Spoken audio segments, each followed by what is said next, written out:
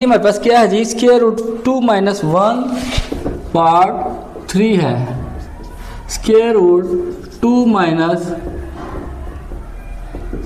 1 divided by square root 5।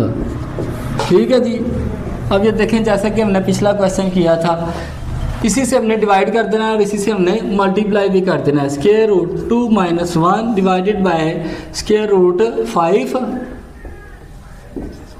Multiply square root 5 divided by square root 5। ऊपर को ऊपर और नीचे को नीचे से मल्टीप्लाई करेंगे तो क्या आएगा, square root 2 minus 1 into square root 5 divided by, base same है तो पावर्स क्या हो जाएंगी, प्लस हो जाएंगी। ये आ जाएगा स्क्वायर रूट 5 सारे का स्क्वायर।